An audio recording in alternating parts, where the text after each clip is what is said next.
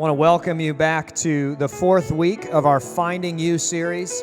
And man, I've really enjoyed this. This has been a great week. I did sprain my ankle yesterday because I'm a child, and I was tomahawk savaging beast mode an 8th grade girl in basketball, and I managed to sprain my ankle. So that's embarrassing. But anyway, I love seeing our God show up in so many different ways. This week was really special.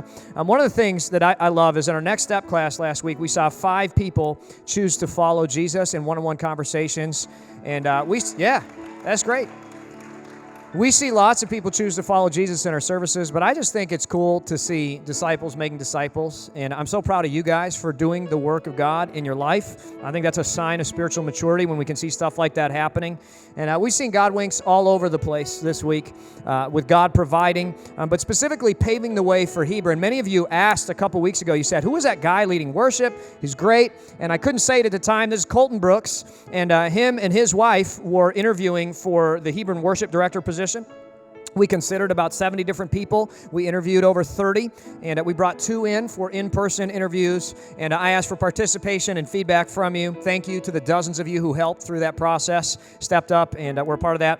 And I'm happy to say we offered him and his wife a position. Well, him a position, but his wife is a part of his family. So anyway, they accepted the position, and they'll be moving up here on March 16th. So thank God for that. And it's pretty cool just to think about, just how God's been moving amongst us. I want to say special thanks to Grant Allen and his wife, Laura. That's right. They have saved the church so much money by leading that national search, putting in extra hours. And also, he's just the longest-serving staff member here by a long shot, like almost twice as long as I've been here, they've been here. And he's been such a faithful friend and a pillar of strength for this community. And Grant, I just want to say thank you for that. Hebron is going to be awesome. Thank you for your continued support. Those of you online and at our jail campus, we're so thankful for you and everybody here at all of our services. It's cool to gather in physical locations. Sociologically, physiologically, there's so much benefit to that. Obviously, that's why Jesus says, don't give up gathering together. He calls us to do it. And I believe that God is going to do great things with us this morning. Now, I know it's been like your favorite series ever, and I know, a few of you actually hate it, and thank you for telling me about that, but so many of you love it too, and that's great. You can't please everybody, guys. It's just the way it is. Some of you are like, relational, I want exposit, and I get it, me too, but I want to thank Sandals Church in California for the idea and outline of this series. We've been looking at the Enneagram as a personality profile, and the 9 personality types that it talks about to help understand and love one another better. You can take a test to help determine your type at www.first.church/test.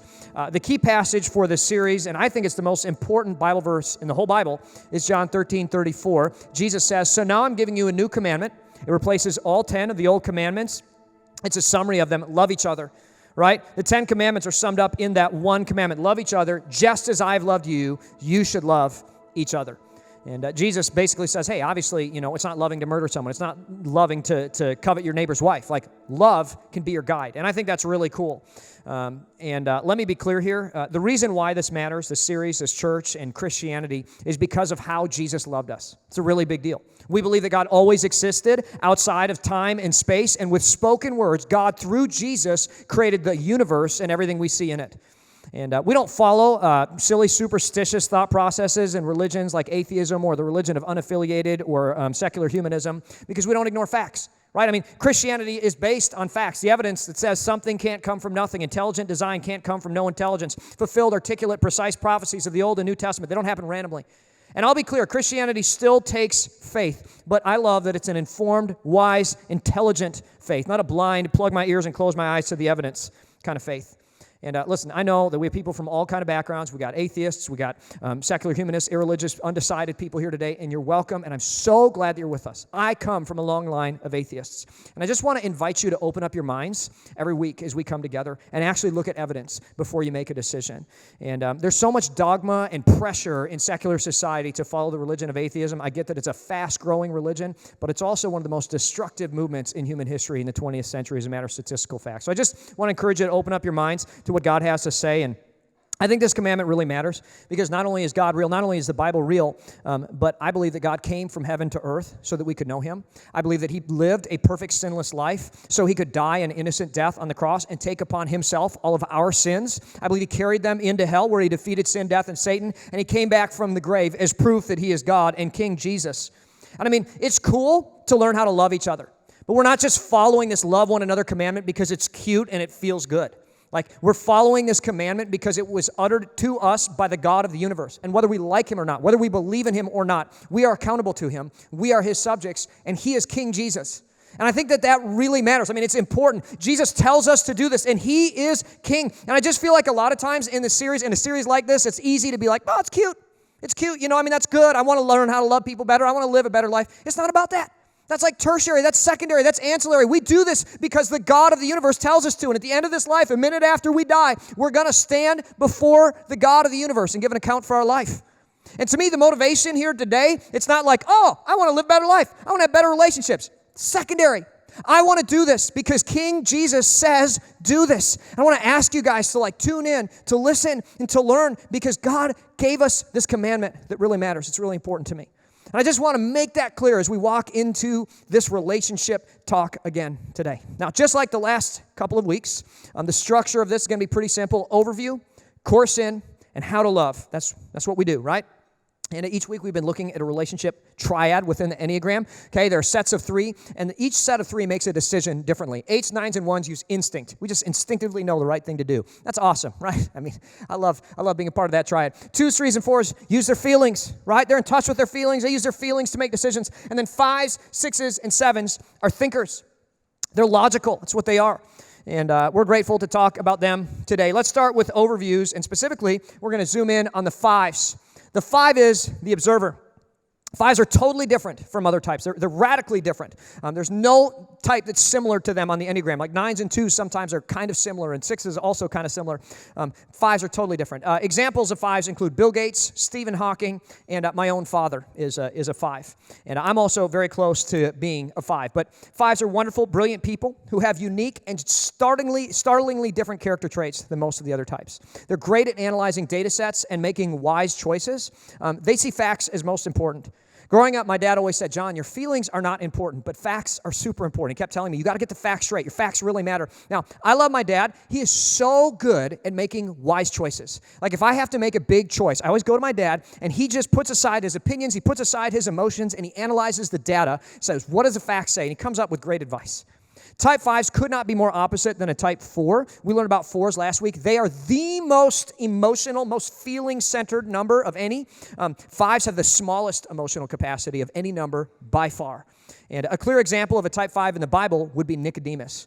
And Nicodemus, in John chapter 3, verse 1, it says, there was a man named Nicodemus, a Jewish religious leader who was a Pharisee. And what this means was he was a leader amongst his people.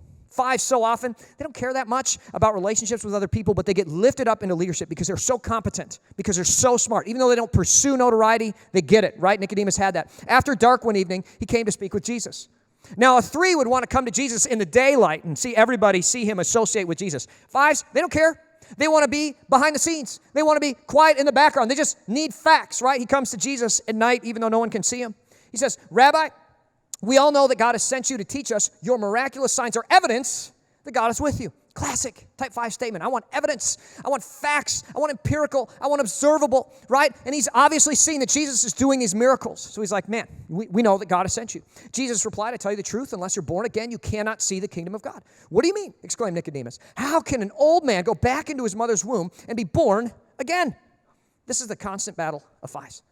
They want to understand everything completely. And he logically sees that God is real and that Jesus is sent from God. And for a normal person, that'd be enough, right? I mean, you make the blind see and the lame walk and you raise people from the dead, you're good, right? Sufficient. I trust you. Whatever you say goes. But it's so hard for Nicodemus to have faith in eternity if he doesn't understand absolutely everything. A 5 has difficulty with any part of life that requires faith, right? And unfortunately for 5s, almost all of life requires faith. I mean, listen, when I married my wife, I had no real certainty that she was going to be true to me.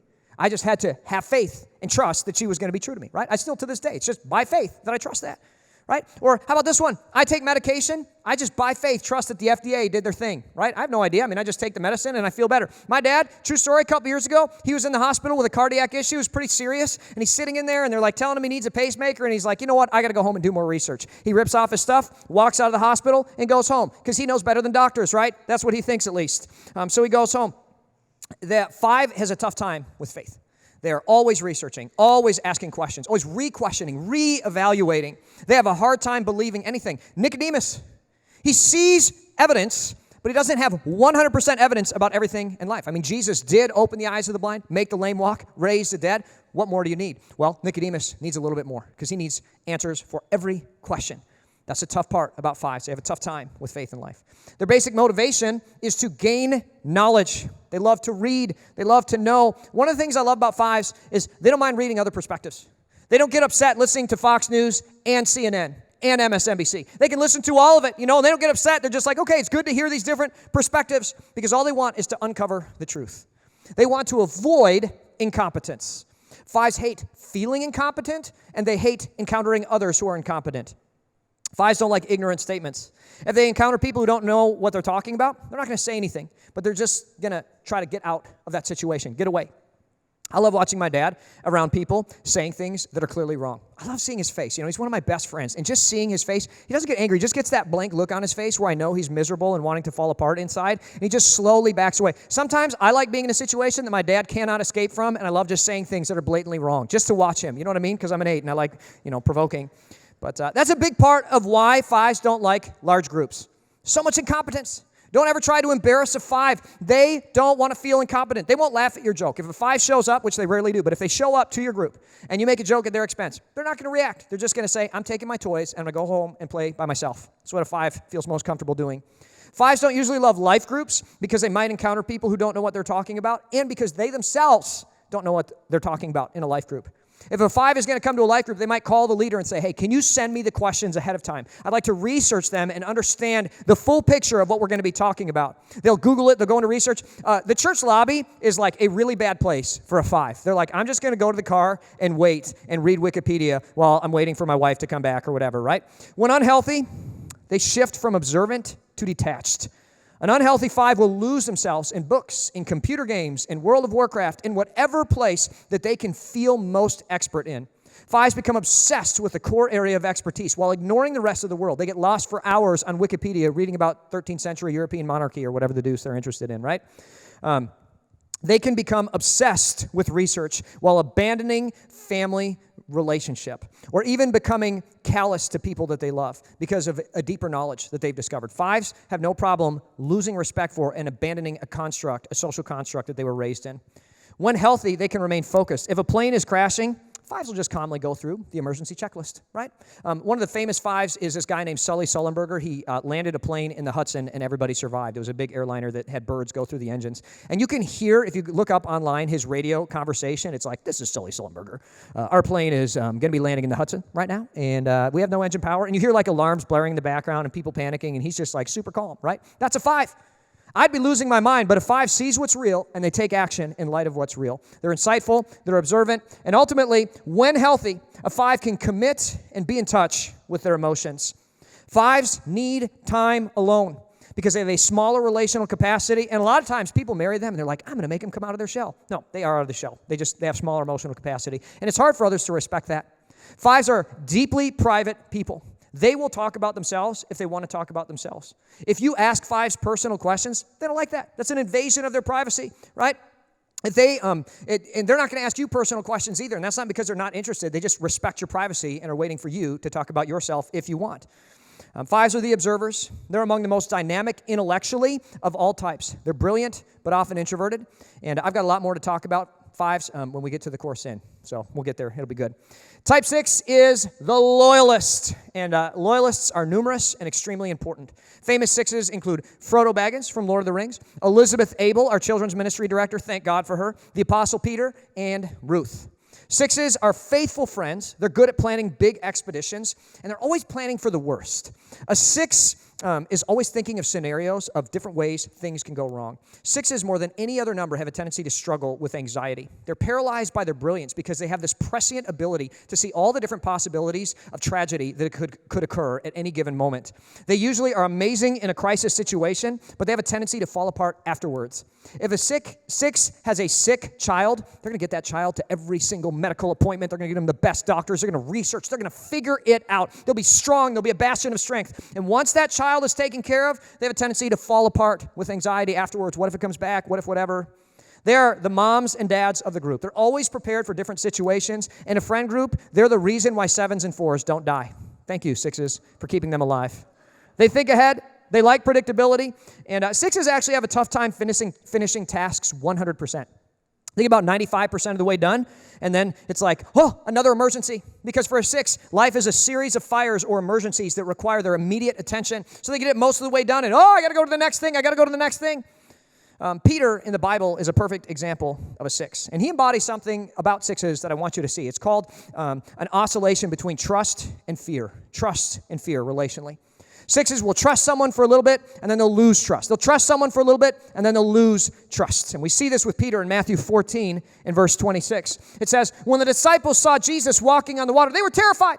In their fear, they cried out, it's a ghost! But Jesus spoke to them all at once. Don't be afraid, he said. Take courage, I am here. Then Peter called out to him, Lord, if it's really you, tell me to come to you walking on the water. Throughout the Bible, Peter is always the one who steps up beside Jesus. He's always the one who speaks, Jesus, I'm with you. I'll go with you. Wherever you go, I'll go. He's the loyalist. He's a faithful friend. He's always there. Yes, come, Jesus said. So Peter went over the side of the boat, and he walked on the water toward Jesus. A 6 will be with you. A 6 will go there and back again with you. The problem is a 6 will get inside their head halfway through the journey and get afraid. It says, but when he saw the strong wind and the waves, he was terrified and began to sink. Save me, Lord. This is what 6s do. You get in a relationship with them. They're like, I love you. I'm devoted to you. And then all of a sudden they get in their head and they're like, what if you cheat on me? What if you leave? What if this goes wrong? What if that goes wrong? Oh, my goodness, right? I don't know. I don't know if I can trust you. What if this? All the time, right? They get in their head. They're worried about all this stuff. There's a song by Pink called Just Give Me a Reason. That's a classic 6 song. Go home and listen to that because that embodies the 6s, right? They need to be reassured. They oscillate between trust and fear, trust and fear. Peter does this repeatedly throughout the Bible. Here's the thing about a 6. They always come back. Peter always comes back. Right? Jesus, on the night he was betrayed, he's like, hey, you're all going to leave me. Peter, as a 6, is like, Lord, never. I'll never leave you. And to his credit, in the Garden of Gethsemane, when Jesus is getting arrested, Peter's the only one who pulls out the sword and fights, right? But then after the crisis is done, as is so often the case, Peter sees the wind and the waves of the trial, and he denies 3 times famously that he even knows Jesus. But then, like a 6, he always returns. The basic motivation of 6s is to be safe and avoid risk.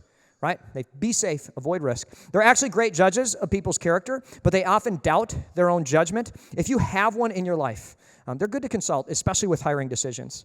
6s work very hard to make the world a safer place. In unhealth, they can be overcome from danger that they see around every corner. But in health, they're reliable, trustworthy, and compassionate planners. In a world where everybody is loyal to themselves, and that's 2020, isn't it? Everybody's looking out for themselves, trying to get theirs. 6s are amazing God-given gifts. We're so thankful for the way that you lift others up and the way that you're faithful friends to help us prepare and take care.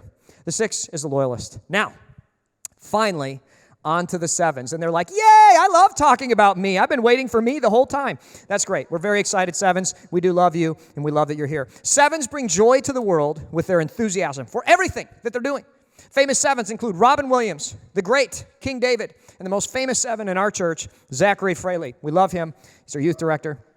7s have a great deal of energy for fun. They live life to the full in every moment. They love adventure, they love new things, and they loathe the same old, same old. 7s are always thinking about their next vacation, their next weekend, the next purchase that they can't wait to make. And they love new shiny things.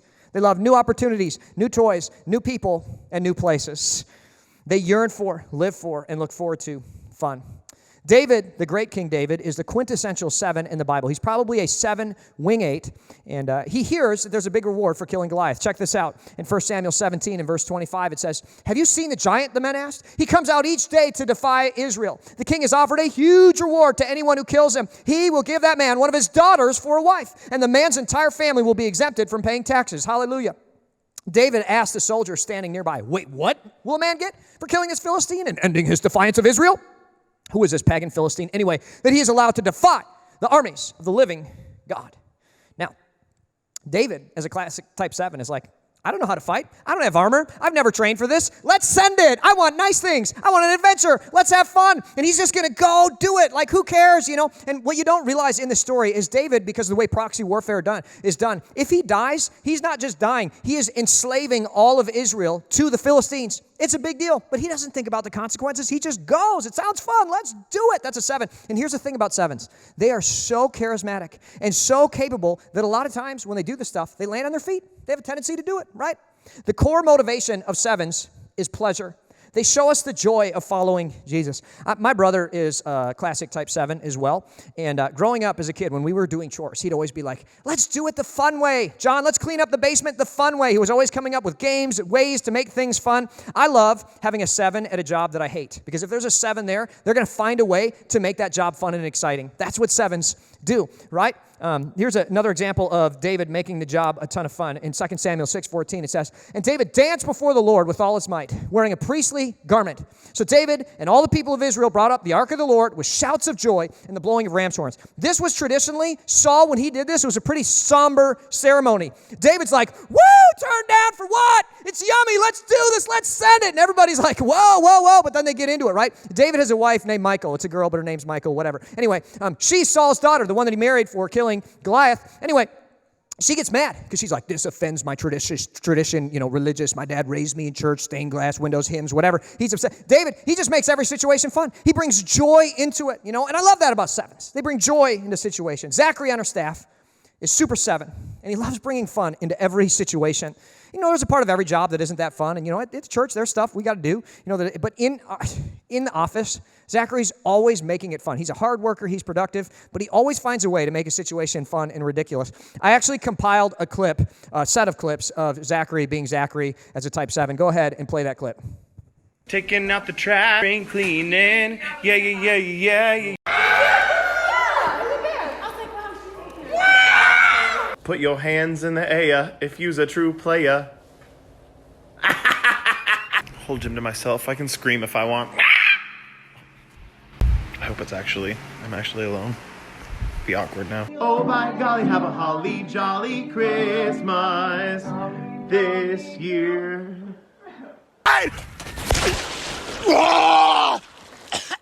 That's Enneagram type 7. Round of applause for Zachary. We love him.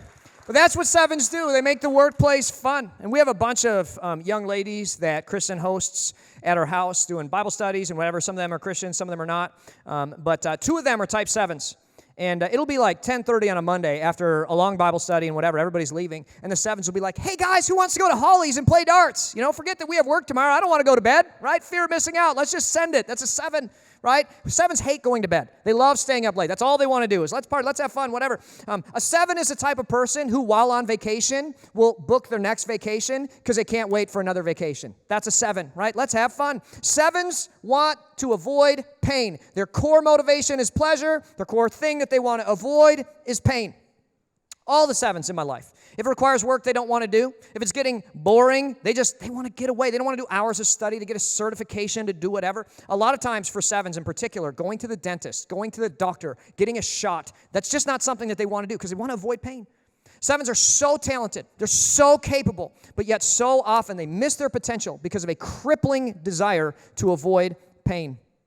Avoiding pain can manifest in a lot of different ways for a 7, but one of the big ones is a lack of follow-through.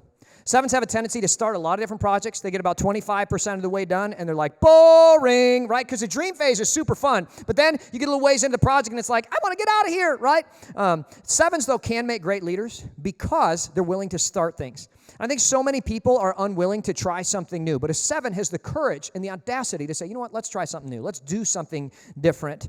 7s oftentimes are helped and work best with a 1 or a 2 who can help them with follow-through and help them be responsible. 7s, because they want to avoid pain, a lot of times won't confront hard things. They would rather ignore a problem or run away to a new world or a new place than actually deal with it. 7s can be defensive when it comes to admitting that they're wrong because that requires pain, and they want to avoid pain. 7s, when truly really unhealthy, will move from place to place, having fun until all the relationships are burned to the ground, partying till the booze run out proverbially, and then they peace out. They go. My brother is a really good example of a healthy 7. And I want to give you a little vignette into his life. He is just an awesome brother. I love him a lot. And even him, he's changed careers a couple times because he's a 7, right? And they want to try new things. But for my brother, every day, it's the best day ever, John. It's just the best day. I love my life. It was the best book I've ever read. It was the best church service. It's the best concert. It was the best time, the best life group. It was amazing. Like, it's my brother all the time. I get sick of it. But literally, I think every day is the best day of his life. Now, he owns some rentals. I've shared part of this story before. But he had these row homes in downtown Minneapolis, right? Beautiful row homes, balcony overlooks the Minneapolis skyline, and, super nice 3-story units with brand new marble wood floors, everything, right? So he rents one out First-time renter, brand new townhome. Nobody had ever lived in it before. This dude moves in, totally trashes it, right? They lived there for 3 years, during which time they never bought a vacuum cleaner, never cleaned anything in the place for 3 years. It became unspeakably dirty. And what I mean by unspeakably dirty is you walk in and begin dry heaving because it smells so bad, right? But anyway, towards the end of their time there, one of these dudes wants to take a bath. So he plugs the drain, turns the bath on, and then realizes, oh, I'm late for work. He was probably 7 too, right? So he goes to work and leaves the water running all day. Now, when he comes home, he calls my brother and says, something's wrong with our house. The water is coming through the first floor HVAC vents, right? It's coming through the vents. Well, turns out when they go upstairs to the third floor, they realized, oh, it's because the tub's been overflowing for 8 hours while I've been at work through the HVAC vents, and everything, and that's a bummer, right? So normal people would proceed to turn off the valves, in the bathtub, but this dude, he is panicked, so he proceeds to kick the faucet, which makes the water stop flowing because he broke the pipe off inside of the wall. And for this dude, that's enough. He calls my brother, he says, I fixed the problem, don't worry about it. Please don't send anyone over here, right? So the water proceeds to flow inside the wall for 2 weeks or more. And eventually, some of his other renters call him and say, hey, our driveway's a skating rink, right? Because Minnesota, the wintertime, it's being flooded by this water flowing inside the wall. And it was indeed a skating rink. A plumber comes over and says, hey, this is bad. You know what I mean? And my brother, classic Enneagram type 7, who's healthy, he's like, oh, man, this is just so much fun. Like, I love it. I have insurance. I'm so thankful to live in a country where we have insurance. And it's just so fun to be able to work with contractors. And I get to meet so many new people and try so many new things. I get a free remodel. I mean, they trash that place. And now I don't even have to clean it. God is so good. Like, genuinely, America is such a great country. What a wonderful place. And a kid like me can be able to do this stuff. And check this out. True story. He's like, John, I can't take their deposit from them. You know what I mean? They're just two immigrants trying to make their way in the world. And, my wife and I will just cover it. I just care about them, and I want them to be able to succeed. And literally, my brother dealt with the worst situation and came out like just so much fun, right? And that's a 7.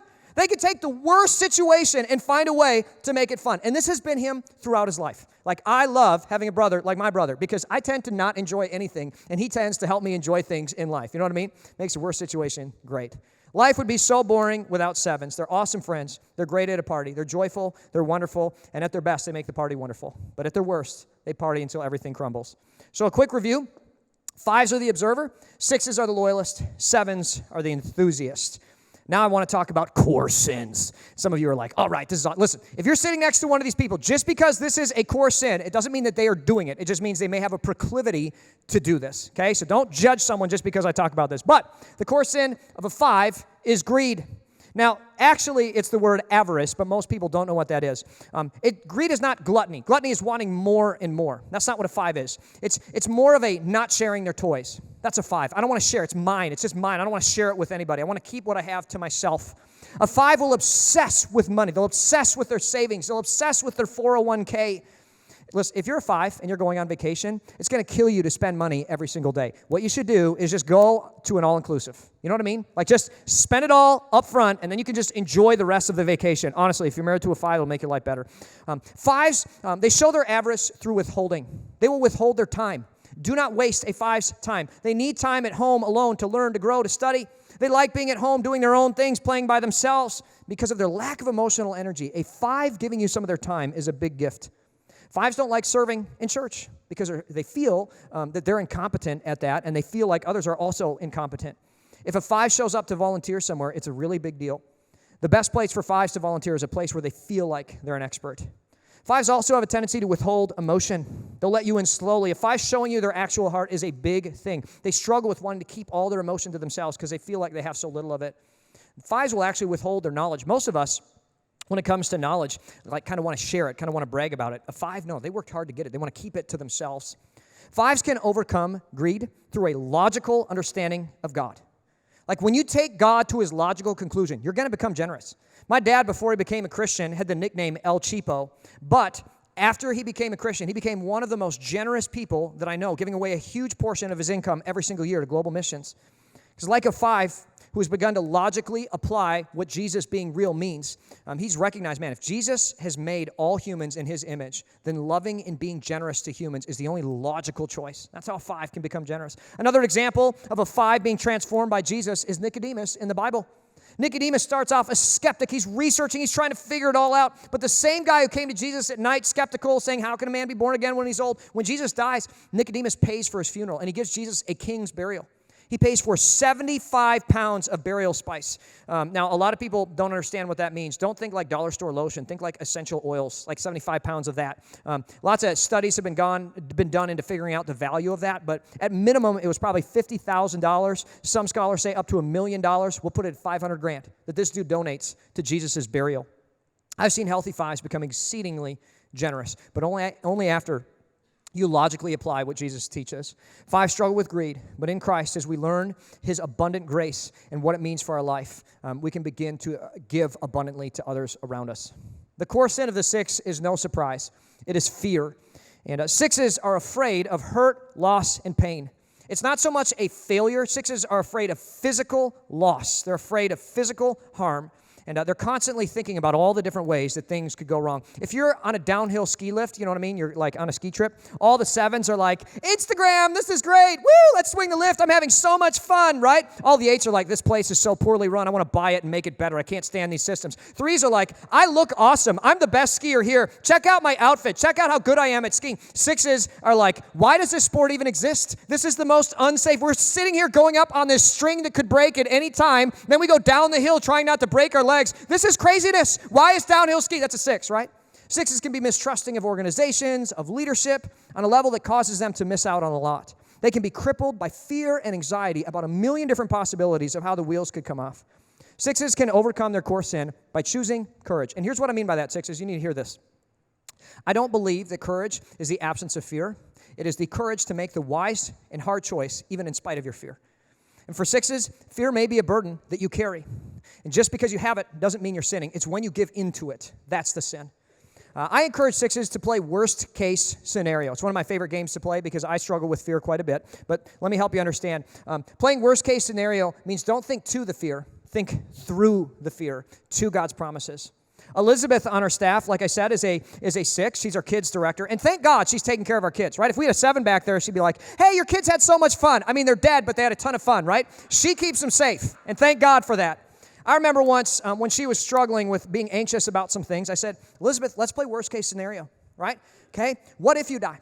Like, let's think through the fear. Don't just think to the fear. Think through it. What if you fail everyone? She's like, well, I guess I go to heaven and it would be okay. I was like, yeah, that's worst case scenario. Sixes are so good at taking the fear to where it occurs. Oh, I could die. Oh, this could happen. Oh, they could cheat on me. Oh, they could leave me. Oh, we could lose it all. Oh, it's so scary. The challenge is to think through the fear to God's promises, but that's where peace lies. Here's the thing. I love seeing a six give their life to Christ and choose to follow Jesus as their leader and forgiver. So many of them say, hey, maybe my anxiety isn't gone, but it's so much better because of God's promises. It is the promises of God that allow us to have an anchor of peace, even in the storms of life. A seven's core sin is gluttony. And a seven just wants more. They want it all. They want it now. If it's a good chocolate cake, let's go back for seconds, thirds, fourths. Let's just eat the whole thing, right? I'm a seven. If it's a good show, let's watch it. Let's watch the whole thing. Let's binge watch every episode all night. Who cares about what happens tomorrow? I don't want to go to sleep. Sleep is for the weak, right? If it's a fun party, like let's stay all night. Who cares if I got to work early tomorrow morning? I'll go on no sleep. Sevens fluctuate with weight more than any other number, big time. They're like, I want to eat more because it's so fun. I want to work out because it's so fun. I want to go on Whole30 because it's so fun. That's what they do. Pleasure will dictate their life choices rather than wisdom because of gluttony when they're unhealthy. Sevens have so much talent, but they struggle to stay focused long enough to let their success actually germinate in life. Let's talk about finances for sevens for just a minute. Sevens are really good at making money. You know why? They're super charismatic. They can meet anybody and talk to them and network with them and be best friends with them, and they're just really good at making connections, building community, building relationship. They can make money really fast. But boy, sevens can spend money. Woo! They love new things. New vacation, new car, AirPods, gotta have it. New clothes, gotta have it. New computer, gotta have it. Newer computer, gotta have it. Newer AirPods with noise canceling, gotta have it. New appliances, gotta have it. New house, gotta remodel it, gotta have it. New fish finder, gotta have it. New boat, gotta have it. Go to bed? No. The worst thing that happened to sevens is Amazon. It's like, you mean I can have everything that I want all the time by pushing this button, buy now? Does it cost money? I don't know. Who cares? Buy now, buy now, buy now, buy now. Stop! The big thing about a seven, they don't care about retirement. They don't care about a future. The big fear for a seven is depriving themselves of something, feeling trapped. You mean I can't have it? That's hard. If you're married to a seven and they choose to deprive themselves, I want you to know that's a big thing. That's a big step for them. Encourage them in that. That's hard. Sevens can overcome their core sin through Proverbs 16:11. I love what this says. It says, you will show me the way of life. granting me the joy of your presence and the pleasures of living with you forever. Listen, your greatest pleasure comes from a gluttonous pursuit of God's presence in your life. I think that Christ brings so much joy to our life, even in pain. I would challenge sevens to remember what's called the fruit of God's Spirit. It's the result of God in our life. And there are 9 fruits of the Spirit, but 3 of them in particular that God gives us that I think are important for sevens are faithfulness, patience, and self-control. When you begin to follow Jesus with these things in your life, God begins to empower you with the fruit of His Spirit. And I think it's a really, really big deal.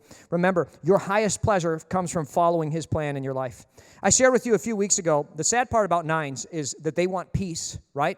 And because they want peace so bad, they won't confront anybody. So later in their life, 9s usually have a lot of conflict because they never dealt with issues. Unfortunately for 7s, they desire pleasure so much, they will have lots of pleasure in their late teens and early 20s. But by the time they're done with their 20s, usually if a 7 just gives into wild living, sexually, emotionally, financially, and spiritually, they will have pain for the rest of their life. And we see this so often with 7s, and it's so sad because God has so much for you. God doesn't tell you to follow His plan sexually, emotionally, financially, and spiritually because He wants you to miss out on pleasure. He tells you to follow His plan because He wants you to have the very, very most. And listen, this is real. You don't have to be a Christian to see this. Like statistically, this is real. Following God's plan leads to the highest level of pleasure in your life. And as a 7, listen, if you want the most pleasure that you can have, follow Jesus' teachings. Now let's talk about how to love the thinking triad, and we'll start with 5s. Others can love 5s by giving them space. You know, what's amazing to me is so many people will marry a 5 thinking like, oh, I'm going to make him come out of his shell. I'm going to make her come out of her shell. No, you won't. She's out of her shell. That's everything. That's what it is, right? Give them space. Don't shame them. Don't tease them if they join the party. If a 7 emerges from the basement, and shuts down Minecraft to actually be with you, don't tease them, right? If you tease them, oh, it's nice of you to show up, they're going to be like, fine, I'm out of here, right? Don't tease how they have fun. My dad, true story, his favorite thing to do when he buys a car is to read the owner's manual. And I don't mean part of it. I mean the whole owner's manual. He sits there in the driver's seat learning every feature. This is how you change the color of the info screen. This is blah, blah, blah. I'm like, he reads terms. He reads agreements. It's like, who does that? My dad does that. That's how he has fun. I have no idea how my cars work, right? Don't push that button. I don't know what it does. We could blow up. Who knows? You know what I mean? Like, I just turn the key and we get there. That's it. But don't tease how they have fun. They're different. 5s can love themselves by getting logical about God's realness. 5s, if you want to lead a great purpose-driven life, it begins with getting logical about who God is. God is real. And I say this all the time. Something doesn't come from nothing. Intelligent design doesn't come from no intelligence. Most numbers don't care about that. That's for the 5s. I relate to you. I love you. Everything in life has purpose through Jesus. 6s, we can love 6s by being consistent. And one of the big things I wrote down here is be honest with a 6. Do not lie to a 6. Even if it's a hurtful truth, you tell them the whole truth. For a 6, lying, dishonesty is a really, really hard thing to move past. And 6s, I'm telling you right now, you struggle with unforgiveness. It is hard, but you need to do it. You can't say, well, just because I'm a 6 means I don't have to. No. You still have to forgive, right? Thank 6s for their loyalty. Encourage them to be courageous and be a safe place for them to talk about their fears. 6s can love themselves by playing worst-case scenario and actually having the courage to not just think to your fears, but think through your fears to God's promises.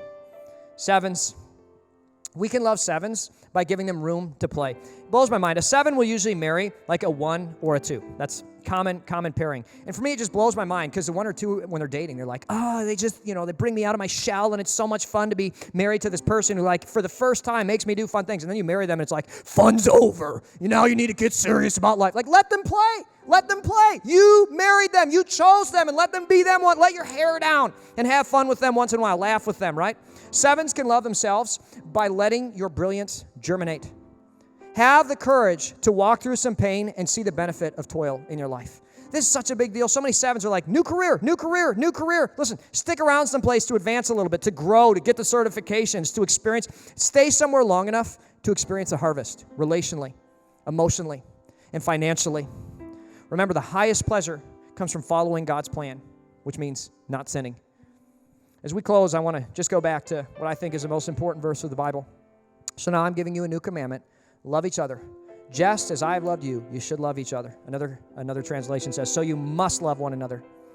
Thinkers, we know for sure, like 100%, not 98%, we know 100% that God is real. Like it's clear. We are going to stand before Him at the end of our lives. And I just want that to sink in for a minute, thinkers. You are the thinkers. This is how you're wired. God is real. Are you living accordingly? 5s, all you need to hear is God's real. It's real. Do you live like He's real? 6 is you fear a lot of things, but the one thing in life that we should fear is God's wrath. And the only way to get past God's wrath is through the grace given to us through Jesus. Do you live accordingly? Have you received God's grace by faith through Christ? 7s, I know the party's fun, but someday the music will stop and you will stand before God. Do you live accordingly? You'll experience great pleasure or great pain at that point. Do you live accordingly? We're so grateful for you, Thinking Triad. I have some discussion questions that I want to give to you guys. Remember, church isn't about, oh, that's interesting. No. This is about empowering us to live according to God's plan better, right? And it's not just an hour on Sunday morning that we do because, that's what we should do or because we like it. This is because King Jesus is real. I want us to have a discussion that helps us live this out in our life a little bit better. So I wrote down some discussion questions. Leaders in the room, husbands, fathers, parents, mothers, wives, please lead your family in a discussion about this. But how can I love the Thinking Triad better? Maybe brainstorm some people who are in the Thinking Triad in your life and just ask yourself, based on what I learned today, what's one thing I can do that would allow me to love that person better? Second question, and this is the million-dollar question for the Thinking Triad, are we living like God is real? It's a big one. Like, think about your life. This should resonate with every person who's a 5, 6, or 7. Do you live like God is real? And then number 3, how does God being real change my actions towards other people, even my enemies? I want you to have a real discussion about this. I hope God blesses it. As we close, I'd like to ask you to stand so I can pray over you and give you a blessing. King Jesus, we thank you for the Thinking Triad and the way that you made each of us uniquely within the body of Christ. I lift up 5, 6s, and 7s to you. I just pray that because of this message, Lord, we could love them more effectively, that they could love themselves more effectively, but most importantly, Lord, that they could love you and your people more. God, I lift up our state, our country, and our world to you. I just pray that your gospel would be revived greatly in this world, Lord, through us and through your churches around the world. God, I just ask you to do greater things in our lifetime. I ask that we could, in our lifetime, just see your gospel preached from sea to shining sea in this country because of your ministry beginning in this church. In the name of Jesus, all God's people said, amen and amen. The band is going to sing one song together. I'd ask you to join with us as we sing.